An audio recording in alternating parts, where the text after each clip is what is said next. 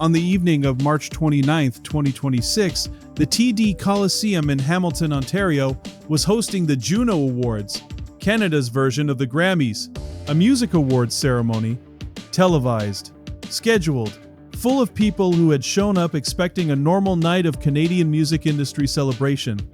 And then Rush walked out to open the show. Not Lee and Lifeson doing a brief tribute set under their own names, not a pre-recorded video package, not a tribute collage. Rush with a new drummer sitting behind a vintage Rush logo on a bass drum in front of a room full of people who had absolutely no idea this was about to happen. The shock, by every account, registered before the first note was played. This was not just a comeback, this was a specific, carefully considered, symbolically loaded choice of song, venue, country, and moment, and every single detail of it was deliberate. Why the Junos and not a more commercially visible American show? Why Finding My Way and not Tom Sawyer or 2112?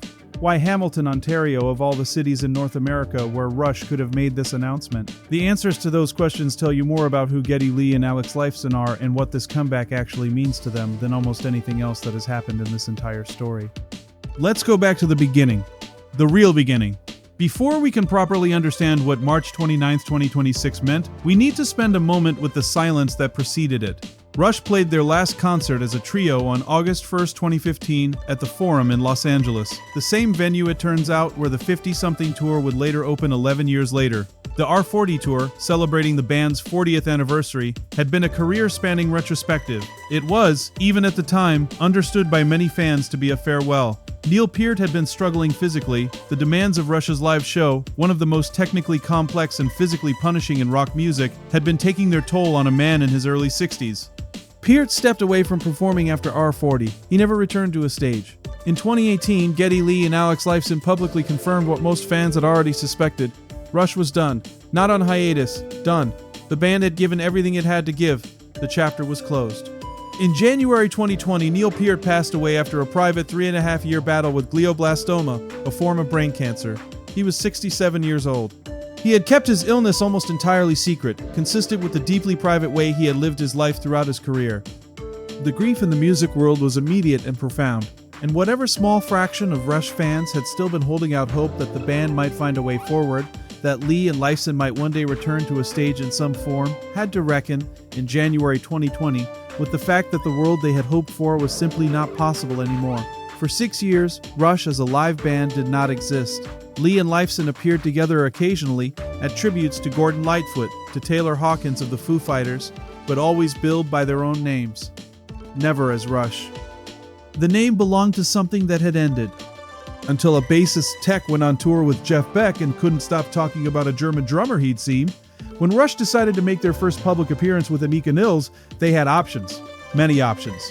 American late-night television, a stadium announcement show, a major festival, any number of high-visibility platforms that would have guaranteed a massive immediate audience. They chose the Juno Awards in Hamilton, Ontario. That choice was not accidental, and it was not modest. It was a statement. The Junos are Canada's music awards, and Rush's relationship with that institution goes back decades. They have won 10 Juno Awards total, including back-to-back Group of the Year prizes in 1978 and 1979, and the inaugural Juno for Best Hard Rock Metal Album in 1991. The Junos represent the Canadian music industry's formal recognition of what Rush built, a recognition that, for a band who spent years being largely dismissed by American mainstream rock radio even as they sold out arenas across the continent, has always carried a particular meaning. Hamilton, Ontario specifically, less than an hour from Toronto, deep in the Canadian heartland, that had always been Rush's true home, a city that understood viscerally what this band meant to Canadian musical identity. In the days before the ceremony, the band teased something without giving it away. Their newsletter to fans said simply, "We want to let you in on something. Celebrate a special moment with Geddy and Alex." The Junos Instagram account added its own cryptic contribution, a photo of the band's 1975 Juno Award for Most Promising Group, captioned, "What a promising year! March 29th, 2026 at 8 p.m. Eastern Time." Promising, the word that had described them in 1975, placed next to a date 51 years later. If you knew, you understood exactly what was coming. And if you didn't know, you were about to find out in the best possible way. When Rush took the stage at the TD Coliseum on March 29th, they opened with Finding My Way, the very first track on their very first album, released in 1974. To understand why this was the perfect choice, you need one piece of context. Finding My Way is from the only Rush album that does not feature Neil Peart.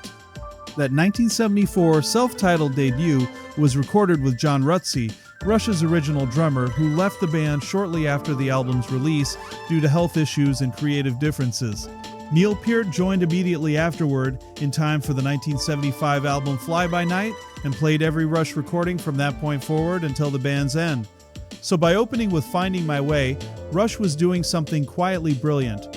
They were stepping back to the one moment in their entire recording history that predated Neil Peart, not to diminish what he meant, but to acknowledge it in the most honest way possible. This is where we began. Before any of the complexity, before any of the mythology, here is the first song we ever recorded. And here, behind the kit, is not Neil Peart's replacement, because there is no such thing. Here is someone new, joining a story that started before Neil Peart even entered the room. The symbolism was layered further by the fact that the band hadn't performed Finding My Way in full since 1976, 50 years earlier. Pulling it out of the vault wasn't just reaching for an easy pre-Peart choice, it was performing a song genuinely buried in the catalog, treated almost like a rediscovery. When Lee was asked by reporters afterward why they chose this particular song, his answer was characteristically direct and funny at the same time.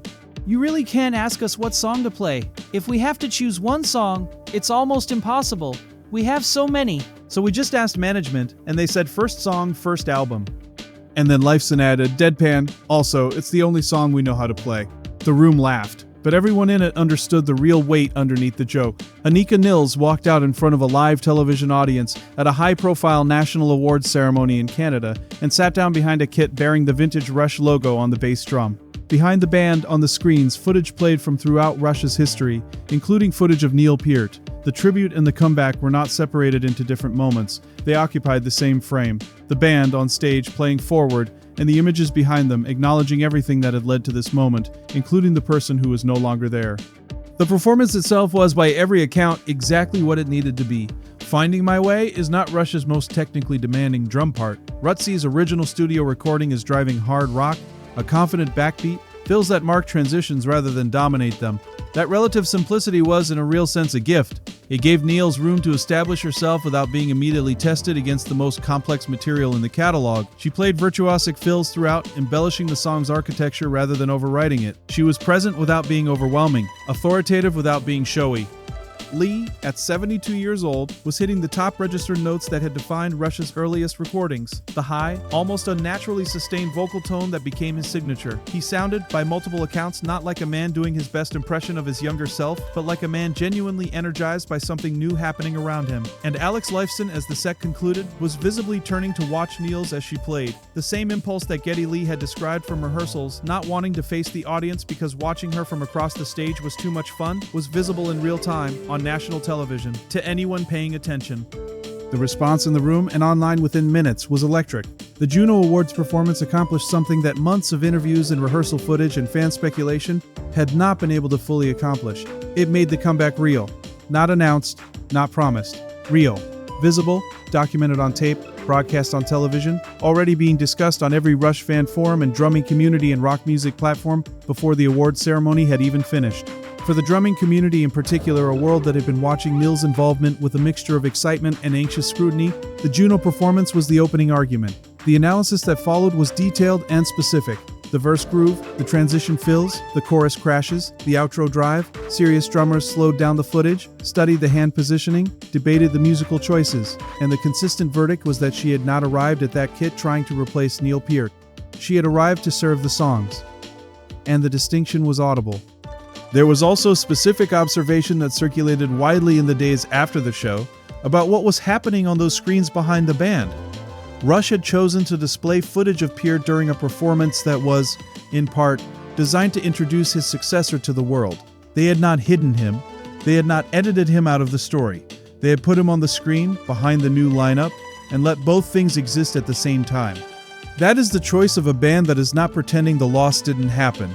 It is the choice of a band that has found a way to carry the loss forward, rather than leaving it behind. Here's the detail that I keep coming back to about the Juno Awards night. Rush has won 10 Juno Awards. They have sold out arenas on multiple continents. They have been inducted into the Rock and Roll Hall of Fame. They have a catalog that spans more than 50 years and has reached hundreds of millions of people. And when the time came to take the first step back, to walk out onto a stage as Rush for the first time in 11 years, with a new drummer sitting behind the logo that represents everything they've ever built, they did it at a Canadian Music Awards ceremony in Hamilton, opening the show, not headlining it, playing one song, the first song they ever recorded, not because they had to, because they wanted to, because Canada is home, because the Junos represent something real to them about where they came from, because Finding My Way, the song from before the mythology, the song from before Peart, the song from the very beginning, was the only honest way to say, we are starting something new, and we are not pretending the old chapter didn't exist, and we are going to find our way forward together. Anika Nilles found her way onto that stage on March 29, 2026. The rest of the world is still catching up to what that moment meant. If you were watching the Junos that night, or if you've watched the footage since, drop your reaction in the comments. What did that performance mean to you? Like, subscribe, and I'll see you in the next one.